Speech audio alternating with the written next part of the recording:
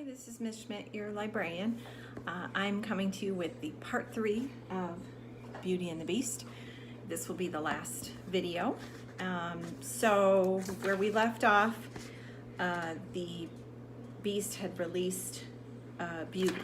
And then there's a song, so if you have the CD and you have the book, you can listen to the song. Once again, I'm not going to sing it. And here's the conclusion. When Belle arrived at the village, she found a crowd gathered in the square. It seemed that Maurice had been raving about the Beast, and now Gaston was having him thrown in the local insane asylum. "Stop!" Belle cried. "My father's not crazy. There is a Beast." Her hand closed around the mirror. The Beast had given it to her so she could see him anytime she wished. "You want proof?" she asked loudly. She pulled out the mirror and held it up. "Show me the Beast." Once again, the mirror face began to swirl magically until it revealed the Beast. He was slumped against the cold gray stone of the castle. Seeing the Beast, the villagers gasped in fright. Belle grew worried. She had thought showing the Beast would help save her father, but instead it had put the Beast in danger. "Don't be afraid," she said. "He's gentle and kind." "She is clearly under a spell," Gaston cried.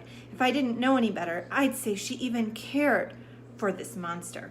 It didn't take long for Gaston to convince the villagers that they needed to go to the castle and destroy the Beast. Within moments, the once peaceful villagers had become an angry mob. They quickly set off for the castle.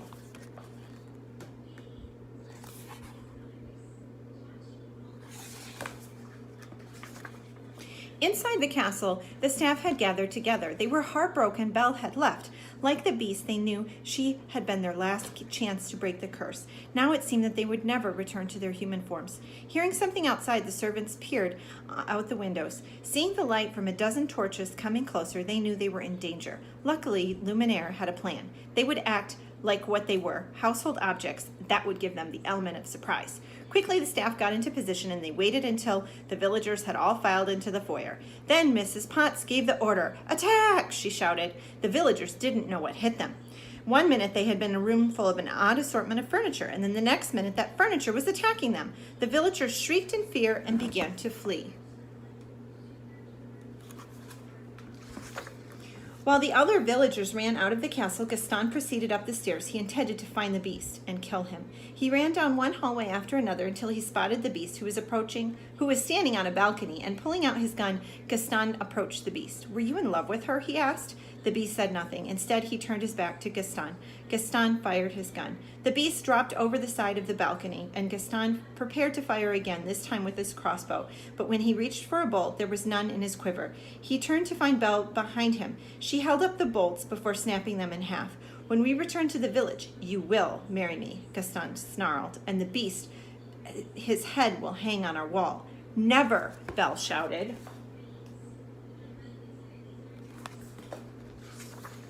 Suddenly, Gaston looked outside. The Beast had survived his fall and was climbing slowly back to Belle. "Fight me, Beast!" Gaston shouted. Gaston raised a stone club and approached the Beast. "Gaston, no!" Belle's cry warned the Beast just in time, and he turned to see Gaston, who was about to strike him. The Beast reached up and grabbed the stone weapon from Gaston's hands. Then he wrapped his paw around Gaston's throat and swung him off the edge of the crumbling footbridge. "No!" Gaston pleaded as his legs dangled over open air. "Please, don't hurt me, Beast. I'll do anything." For a long moment, the Beast just stared at Gaston, his features twisted with rage and hate. Then his gaze met Belle's, and he wanted to be the man that she saw, not the Beast he had become. And slowly, he swung Gaston back over the bridge's wall and set him down. "Go," he said. "Get out." As Gaston scrambled away, the Beast dropped down on all fours and began to run toward the edge of the footbridge. He jumped. As his front feet landed on the balcony, the Beast smiled. He had made it back to Belle. Boom! The Beast let out a roar of agony as the sound of gunfire echoed over the castle. As Belle screamed, Gaston reloaded the rifle.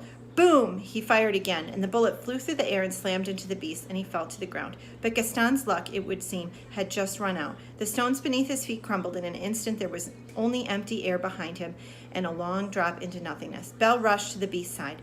When the Beast felt her touch, his eyes opened. "You came back," he said. "Of course I came back," she said, trying not to cry. "I'll never leave you again," Belle choked back a sob. "We're together now," she said. "It's going to be fine. You'll see." "At least I got to see you one last time," the Beast said. Then his eyes closed and his breathing grew slower, and finally it stopped. The Beast was gone.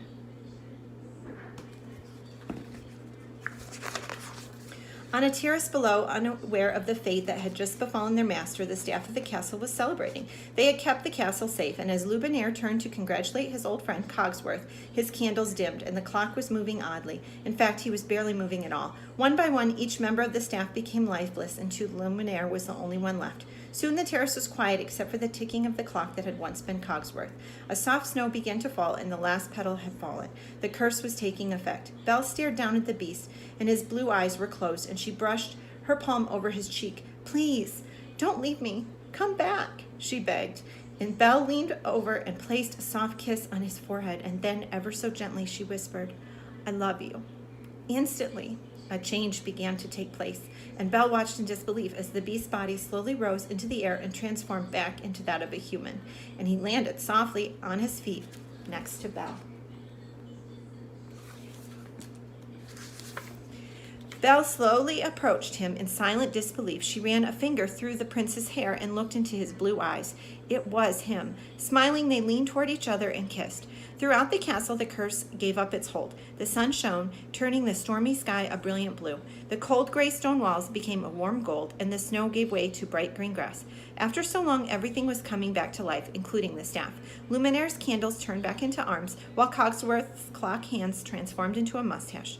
Mrs. Potts was no longer a teapot, but the castle housekeeper once more, and the castle soon filled with the sounds of laughter. Belle and the prince joined the happy crowd and were surrounded by their friends with hugs and cheer. Belle and the prince, the castle staff, and all their loved ones from the village celebrated this joyous time with a grand ball. Dancing across the floor, Belle knew that she could never be happier. She was surrounded by her family, old and new. Maurice was there smiling as he watched his daughter twirl. Luminaire, Cogsworth, and Mrs. Potts were there as well, and all was finally just as it should be. As Belle lifted her eyes, her gaze met the prince's. She loved him more with each passing day, and as they danced to the music, they knew that their tale would end as all tales should, happily ever after. The end. I hope you enjoyed this fairy tale, Beauty and the Beast, in 3 parts. Have a great day. Bye for now.